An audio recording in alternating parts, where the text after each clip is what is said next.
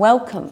I'm going to show you 2 simple exercises that lay the foundations for effective ADHD management. But first, a tiny bit of background about me. My name is Susie and I'm an ADHD coach. After many years of terrible mental health, including crippling anxiety and bouts of depression, I have completely flipped my story from one of worthlessness to one of worthiness. And though I still have challenges at times, life is finally really good. And I also have heaps of experience in health and wellbeing, Masters of Public Health, 30 odd years of nursing, as well as many years experience as a health coach. Okay, so let's dive into this workshop. The first part is a practical exercise to help you manage your load day to day. I'm sure you're well aware that people with ADHD develop differently, and this means that we struggle with a set of mental or cognitive skills. They're commonly called executive skills or executive functions. ADHD differs from person to person significantly in terms of severity and which symptoms are most problematic. I find this model most helpful for understanding the impact of ADHD. So in a moment, you'll be able to scan through these executive skills and see which ones resonate as being your biggest challenges. You'll need to press pause and read up on the definitions. Just below the video, you'll find a link to a worksheet that you can complete electronically. So click on that link and write down the 3 executive skills you feel are your biggest challenges on the worksheet provided.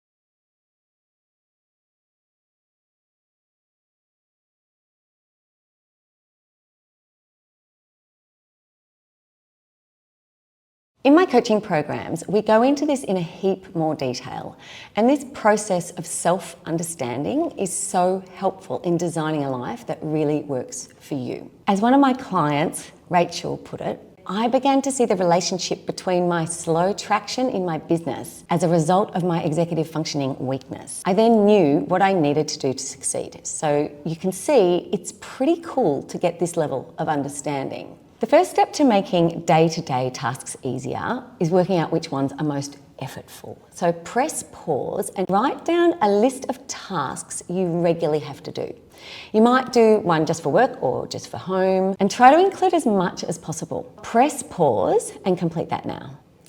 The next step is to give each task that you've written down a score out of 10 in terms of how effortful they are. And it may be an easy task, but just deathly boring or really fiddly, for example. A task that you always put off, or ones that you'd actually prefer to stick needles in your eyes than do, you give a 10.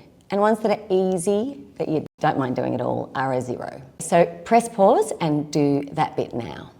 You can clearly see which tasks you need to somehow alter to make them less painful. And they are very likely to correlate with the executive skills you identified as your biggest challenges. Anything that's a 10, you might seriously consider delegating to someone else or outsourcing. Now, I know that this isn't always possible, but remember, it's really stressful being a square peg in a round hole. We have been pretty much brainwashed to believe that getting help is a luxury or a weakness, and therefore shameful. But nothing could be further from the truth. There's not a seriously successful person who doesn't outsource. And if you feel loads of resistance to this, it's likely that it's a mindset issue stopping you, not your finances. Nearly everyone that I work with, they will gladly spend money doing other things that give them a rush of dopamine, but that's not helping them get peace of mind.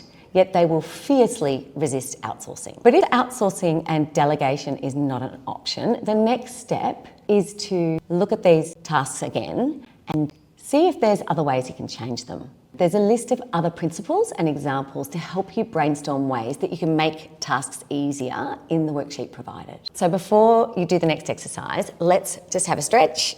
Okay.